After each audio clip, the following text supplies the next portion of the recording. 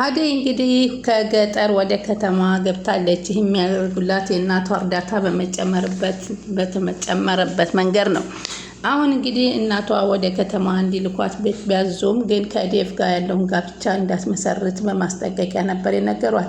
እሷ ደግሞ በፍጹም ምክንያቱን እስካልተነገርኩ ድረስ ከዴቭ ጋራ ብዙ እቅድ ያለንና መጋባቴን ላቆም አልችልም በማለት ለእናቷ መልሷን ሰጥታለች። ወደ ቤዛ ያቀደችውና ያሰበችው ተንኮል እንግዲህ ተጋልጣለች ማለት ነው። ምክንያቱም ዶክተሩ በአሁኑ ሰዓት ከአንድ የስራ ባልደረባው ጋራ ቁጭ ብሎ በማውራት እያለ እንዴት ነው ይህ የሊሊ በሽታ ከካንሰር ወደ ሌላ እየተባባሰ የሚሄደው? የመርሳት ችግር ሊያመጣ እኮ አይችልም፣ ምንድን ቢደረግ ነው በማለት ያማክረዋል። ምናልባት ኤክስፓየር ዴት ያላቸው መድኃኒቶች ሰጥሃት ሊሆን ይችላል በማለት ጓደኛውም ያስታውሰዋል። በዚህን ጊዜ በፍጹም ሰሞኑን እኮ አዲስ የገቡ መድኃኒቶች ናቸው፣ አልተሳሳትኩም በማለት ቁጭ ብሎ ተክዞ ካስታወሰ በኋላ ቤዛን ይጠራታል። ቤዛን ከጠራት በኋላ እስኪ ሊሊ ስትወስድ የነበረውን መድኃኒቶች ከነ ካርቶናቸው እንድታመጭልኝ እፈልጋለሁ በማለት ያዛታል። እሷ ደግሞ ካርቶኖቹንም ውስጡ እቃውንም ወደ ቀያይረዋለች። የሰጠቻት መድኃኒት የተበላሸ መድኃኒት እንደሆነና ያልተበላሸው መድኃኒት አውጥታ ለመሸጥ ከወንድሟ ጋር እንደተደራደረች እንግዲህ ባለፈው ፓርት አይተናል። በዚህ ጊዜ እንግዲህ አምጪ ሲላት ብቻ ደነገጠች። ለምን ትደነግጫለች ባላት ሰዓት ደግሞ አይ ራሴን አሞኝ ነበር ነው ያለችው። ምክንያቱም ይህንን ዶክተር ያደርጋል ብላ አላቀደችም አላሰበችም ነበር። በመደናገጥ እንግዲህ ወጥታ ስትሄድ ባቡሬ በር ላይ ያገኛታል። ባቡሬም በማየት እኔ አልቻልኩም እባክህ ከቀን ወደ ቀን እንዲባሰባት የአእምሮዋን ሊያዛባባት የቻለውን ነገር እየተመራመርኩ ልደርስ ነው አለው።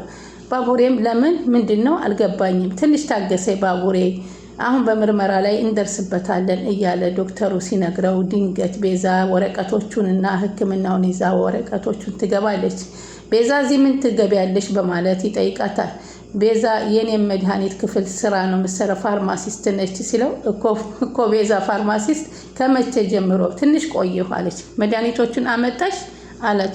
መድኃኒቶቹ እዛው ናቸው አለች። እነዚህ ዝርዝሮቹ የመድኃኒቶቹ ስሞች ናቸው? አዎ እነዚህ ናቸው፣ ቼክ ማድረግ ትችላለህ፣ ግን መድኃኒቶችንም ማየት አለብኝ አላት። ታውቂዋለሽ እንደ ባቡርን? አዎ እንተዋወቃለን፣ ግን የሚያቅሹና የመጡሽ ሁሉ ስላንቺ ክፉ ነገር ነው የሚናገሩት። ምንድን ነው? አዎ እኔ በፊት እንደዛ ነበርኩኝ፣ አሁን ግን ተቀይሬያለሁ አለችው። አዎ አሁን እኔም ብዙ ነገር ሁኛለሁ፣ ግን ያን ሁሉ ነገር ረሳሁት አለ። ያለንን ነገር ለመርሳት መልካም ጥሩ ነገር ነው። አዎ ዶክተር ትክክል ነህ፣ አልተሳሳትክም። እሱን ተይው። እኔ በፍጹም ቤዛ ለመቀየር ዝግጁ መሆኗ ሲጀመር እንዴት አምነህ ነው እሷን እዚህ ቤት ውስጥ የቀጠርካት? አታውቃትምም ወይንስ እያወክን የቀጠርካት? እስኪ ንገረኝ ስለ ቤዛ ምንድን ነው በማለት ጠየቀ። ብዙ ነገር ነው የምልህ፣ ብዙ ነገሮች አሉ። እሷ ተው እንጂ ባቡሬ፣ ዶክተር እንዲጠላኝማ አታድርግ አለችው። ከዛም ሩጦ በዶክተር አንገቷን ነበር ያነቃት። ምክንያቱም የቤዛን ተንኮል ከብዙ ጀምሮ የሊሊ ጋራ ከኤላ ጋር ሳለች ያለችው ሁሉ እንግዲህ እንደዛ ነው። እባክህ እዚህ እኮ ማንም በግል ጥላቻ መጥቶ የሚጣላበት አንገት የሚተናነቅበት ሳይሆን አንድ ሰው ታሞ ሕክምና ፈውስ አግኝቶ የሚወጣበት ነው። እባክህ ይቺ ልጅ ቤዛን እዚህ ቤት አስወጣ። ሊሊና አደይን አማራ አሁን እንደዚህ መምጣቷ በጣም ነው። እኔ አሁን እኮ አንተ እኮ አላወካትም። እባክህ ዶክተር በማካታቃትም እናንተ መበሳጨታችሁ አልገባኝም። ልጅቷ በጣም በጥባጭ ናት። ስለዚህ አስተውል፣ ስለ ስራ ትኩረት አድርግ። ስለዚህ ስለ ሊሊ በቅርብ አዲስ ነገር መስማት አለብኝ በማለት አስጠነቀቀውና ወጣ። ዶክተሩም ቁጭ ብሎ ማሰብ ጀመረ። እንዴት ሊሆን ይችላል በማለት እንግዲህ አደይ እናቷ እባክሽ ልጄ አምልጭ በማለት በማስጠንቀቅ እንግዲህ ከዴቭ ጋር እንዳትጋባ ሆና እህቷንም በይቻው እህቴ መሄዴ ነው ብላ ሻንጣዋን ይዛ ልትሄድ ስትል እናቲቱም በመገፍተር እንግዲህ አጎትየው ሜዳ ላይ ጥለዋት ነበር። እናቲቱም እናቴ ደህና ሆንሽልኝ ወይ እያለ ብርሃኔ ስለ እናቷ ነበር ማሰብ የጀመረችው። ከዛም እንግዲህ አደይ ጠፍታ ስትሄድ እንግዲህ ሁለት ሰዎችን አግተው እንዲይዟት መንገድ ላይ ያስጠነቀቋቸው ሰዎች ቢያገኙም እናቲቱ በፍጹም እንዳትይዙብኝ ልጄን በማለት ኡኡታቸውን እያቀለጡት ነበር። ስለዚህ ራስሽን ጠብቂ ልጄ፣ እንደሞ እንዳትቀየሚ አለቻት። እኔ እናቴ ውስጤን መደበቅ አልችልም፣ አላዝንብሽም። እኔ ልጅሽ ነኝ። ለምን እንደምወደው እንዳላገባ እየከለከልሽ? ምክንያቱም በደንብ ንገሪኝ እስቲ። ይህን ቃል እንዴት ብዬ ልናገር? እንኳን ለመናገር ለማሰብ ይከብዳል እኮ። እንዴት ብዬ ምን ብዬ ልንገርሽ? በማለት ይሏታል። እንዴት እንዲነግርሽ ነው የምፈልገው? አንቺና አብርሃም ማለት አንድ አይኔ ናችሁ። እናንተ መካከል ደግሞ ችግር ክፉ ነገር ሲደርስ ማየት አልፈልግም ሲሏት ምንም አልገባትም። በይ ተመለሽ፣ እኔ ልሂድ። አይኔ እያየ ከመኪና ውስጥ ስትገቢ ሳላይሽ አልመለስም አለ። መንገዱ እንዳይደክምሽ እማዬ ተመለሽ በማለት ትነግራታለች። እሷም እሺ ብለው እንግዲህ እየተሳሳቡ ሶስታቸውም ተያይዘው ጉዟቸውን በመንገድ ላይ ይቀጥላሉ። በመንገድ ላይ እየቀጠሉ እያሉ እንግዲህ ወዴት ነው በማለት ነበረ አጎትዬ የያዛቸው። ምን አገባህ አንተ አጎትዬው፣ የትም መሄድ አትችልም። አገቴ ወደ መጣሁበት ከተማ ሊሄድ ነው። መቼም እናንተ ያሰባችሁትን ነገር ላደርገው አልችልም በማለት እንግዲህ ቅጩን ተናግራለች። ምንም ቢፈጠር ምንም ቢደረግ እኔን ማየ እወድሻለሁ በማለት እንግዲህ አምልጣቸው ሂዳለች። እንግዳ አሁን እንግዲህ በጣም የሚያሳዝነው የሊሊ ጉዳይ ነው። ሊሊ እንግዲህ ጤናዋ አልመለስላት በማለቱ ሰላም ወደ ቻናል የተከታታዮች ሰላማችሁ ብዛኔ አደይ ቀጣይ ፓርቲ ይዘንላችሁ መጥተናል። እንግዲህ አደይ አሁን ወደ ከተማ ለመመለስ እንግዲህ መንገድ ላይ ናት። እንግዲህ ትደርሳለች አትደርስም የሚለውን አብረን የምናይ ይሆናል። ዴቭም ስልክ በተደጋጋሚ አላነሳለት ብላ እየተጨናነቀ ይገኛል። ልጅቷ ምን ሆና ነው? ለምንድን ነው ስልክ ማተነሳል? እያለ እንደ እብድ ብቻውን እያወራ መሄድ ጀምሯል። በዚህ ጊዜ እንግዲህ ያገኘው ምን ሆነ ነው? የሰርጉ ወጪ እያሳሰበ ነው ወይ አለው። ዳይመንድ ማለት ነው። ዳይመንድ አደይ ምን ሆነች በማለት ተደናገጠ። ምንም ማለት እስካሁን አልመለሰችልኝም፣ ስልኳም አልሰራም፣ በጣም ጨንቆኛል፣ እባክህ እንዴት ነው የሚቻቻል? እና ስልክ አላነሳችን ብለህ ነው መንገድ ላይ ለመንገድ እንደዚህ የምታወራው በማለት እንግዲህ ያጽናናዋል። እባክህ ተረጋጋ፣ ገጠር እኮ ነው ያለችው፣ ላይመቻት ይችላል። ስለዚህ ጠብቃት፣ ራሷ ትደውላለች በማለት የፈለገ ቢሆን እሷ በእኔ አትጨክንም። እንደምጨናነቅ እያወቀች አደይ ዝም ልትለኝ አትችልም። በእኔ በፍጹም አትጨክንም። ብርሃኔ ጋር ለምን አትደውልም? እሷስ መቼ ታነሳለች አለ። ይሄማ ከባድ ነው፣ እባክህ ይዘኸኝ ወደ ገጠር ሂድ በማለት እንግዲህ ገጠር ይዞት እንደ ዳይመንድን ይማጸናል ማለት ነው። እኔ ደህና መሆኗን አለመኗን ማረጋገጥ አለብኝ። እኔ አረጋግጬ እነግርሃለሁ፣ አይዞህ አለው። ፍቅር እንግዲህ ሊሊን ወደ ቤታቸው በመመለስ ነው። እማዬ ምን እያደረገች ነው? ሁሉም ሰው እየመጣ የማንን ቤት መከማቻ መሆን አለበት ወይ ቤታችን እያለች ነው። ምክንያቱም የፍቅር እናትን እንደ እናቷ ሊሊ ስለቆጠረቻቸው ከቤታቸው እንድትወስዳቸውና እስከምታገግም ድረስ አብራ እንድትሆን ዶክተሩ አነጋግሯል።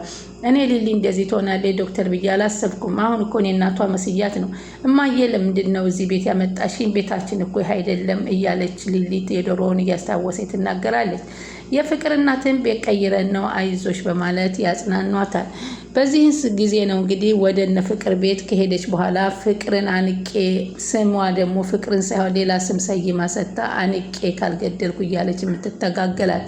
እሷም በጣም እየፈራቻት ነው በአሁኑ ሰዓት። አሁን አበበ ነው። አበበ በአባቱ ችግር ትልቅ ችግር ደርሶበታል። ወደ ሀገሩ መመለስ ወደ ገጠር እንዳለበት አስቧል።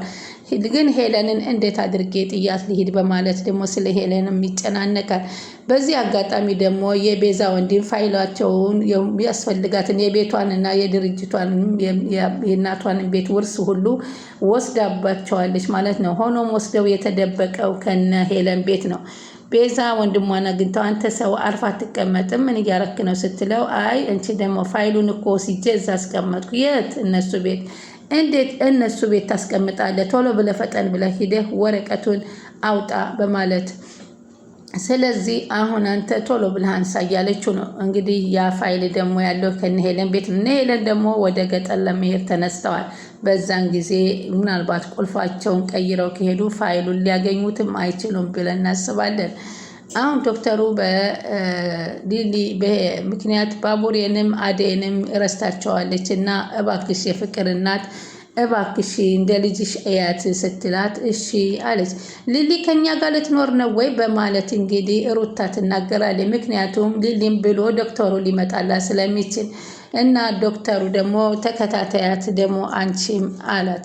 ለሊሊ ደግሞ መታመሟን ነገር አታስታውሷት። አሁን ደስተኛ ናት። አሁን ኤላ እያለች ኤላን እና እናቷ እንዳገኘች እየመሰለች ደስተኛ ናት አለ። ባቡሬ ግን ምግብ አቅርበው እናቲቱ ሊያበሏት ሲሉ ትበይ እንደው በማለት ሲጮሁባት እንዴት ይጮህብኛል በማለት ራሷን ይዛ ኡኡ ነበር ያለችው።